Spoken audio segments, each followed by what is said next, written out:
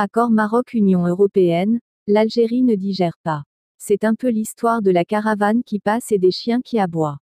Après avoir ignoré la main tendue du Maroc, l'Algérie n'a eu de cesse de mettre tout ce qui était en son pouvoir pour faire capoter les accords commerciaux entre le Maroc et l'Union européenne et plus particulièrement ceux de la pêche et de l'agriculture. Le journal Al-Hadat Al-Maghribia, dans son édition de ce vendredi, rapporte que l'Algérie a mobilisé, comme de coutume à pareils événements, ces groupes de pression afin de mettre en échec l'approbation par la Commission des Affaires étrangères du Parlement européen des deux accords. Ce qui n'était en fait qu'une simple formalité l'aura été, in fine, et ce, en dépit des agissements des voisins qui avec une centaine de groupuscules sympathisants des séparatistes du Polisario se sont démenés en vain dans les coulisses du Parlement européen. Le Conseil de l'Union européenne réuni, jeudi à Bruxelles, a adopté l'accord de pêche avec le Maroc signé le 24 juillet dernier à Rabat.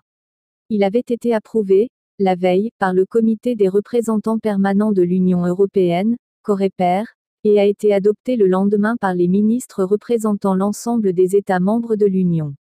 Il devra être ensuite entériné par les commissions compétentes du Parlement européen avant son adoption finale en plénière.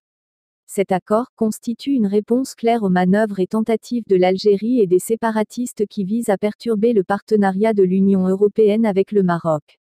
Il répond également aux interrogations sur l'inclusion du Sahara marocain dans l'accord, dans la mesure où la zone de pêche s'étend du parallèle 35 jusqu'au parallèle 22, à savoir du cap Spartel dans le nord du Maroc jusqu'au cap Blanc dans le sud du royaume.